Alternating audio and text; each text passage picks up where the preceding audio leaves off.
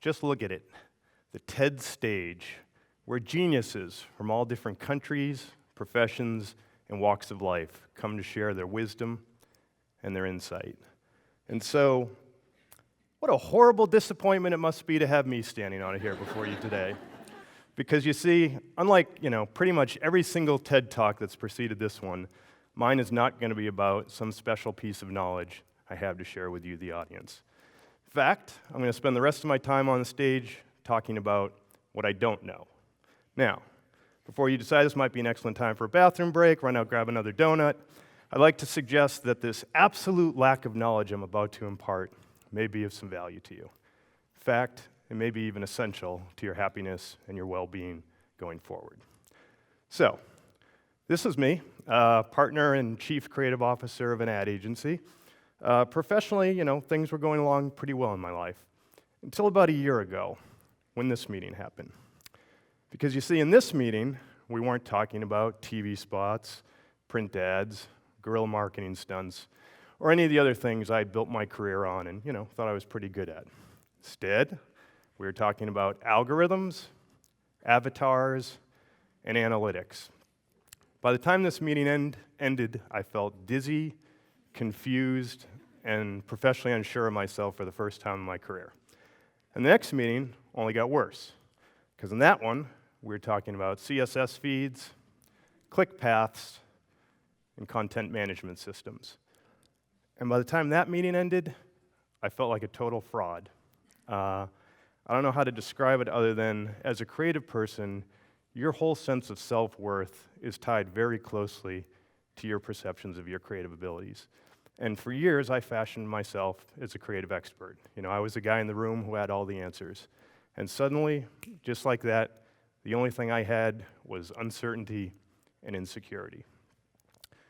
So, I'm sure a lot of you have seen a chart like this, which shows how basically the world is changing at an exponential rate, meaning the change is getting faster as it goes. But what you may not have thought about is that as human beings, our individual abilities, our thought processes, even our brain capacity is essentially unchanged over time, at least, since the Industrial Revolution. And so you end up having this kind of ever-increasing gap between these two lines, and that space is defined largely by anxiety.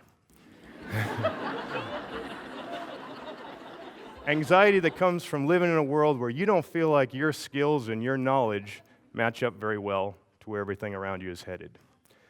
Well, faced with this chart, I really wondered, how in the hell am I ever going to be the creative expert again?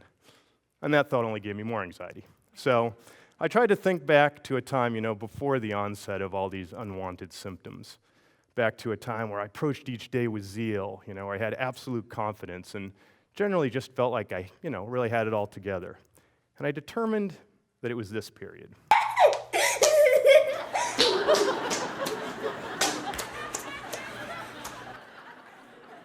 Now, you laugh, but you remember what it was like as a kid.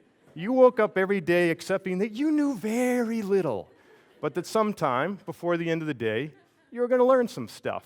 Now, it might be dumb stuff like arm farts, or it might be super cool stuff like, how a praying mantis bites the head off its partner during the mating process. The point is, you were going to learn something, and that was exciting, and it was fun, and you were pretty good at this process of acquiring knowledge.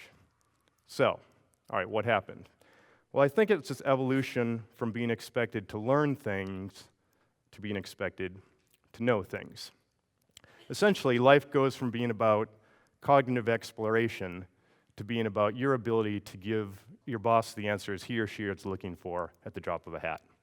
And what's lost in the process is a focus on learning. Either individually or collectively, it's just not valued. And I think that's a huge problem, especially when you're living in a world where the skills and the knowledge you acquire at the start of your career may not be sufficient to get you to the end of it. So again, I looked at this chart, and something started to become very clear to me, and that was this. I couldn't change the chart. And if I couldn't change the chart, I realized I had to change something else. I had to change myself.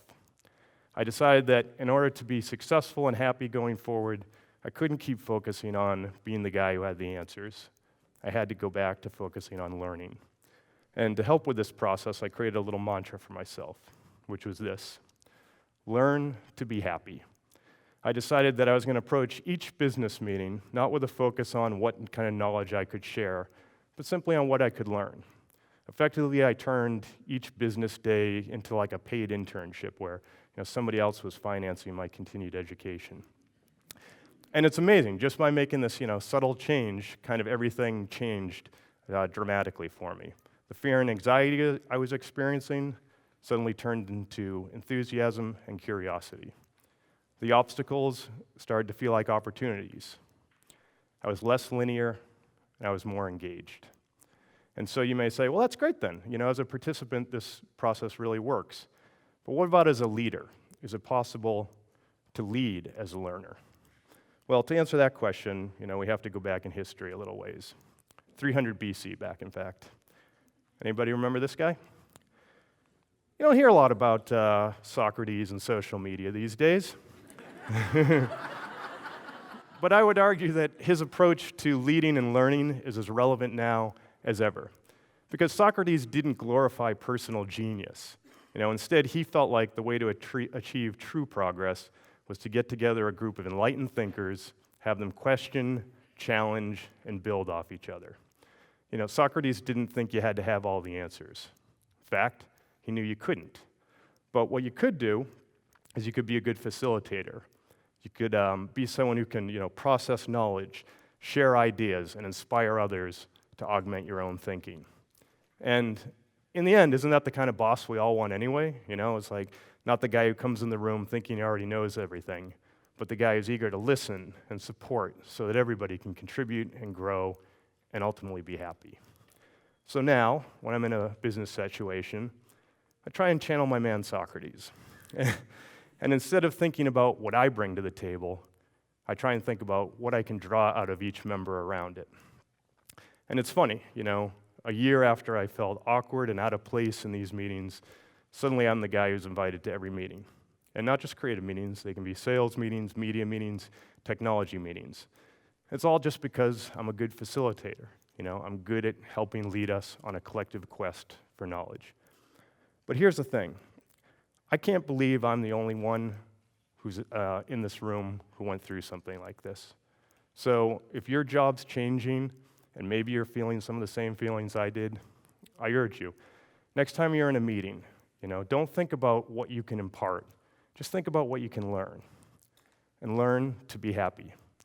Because the truth is, being a game changer isn't just about changing the world. It's also about changing the way you look at it. Thank you.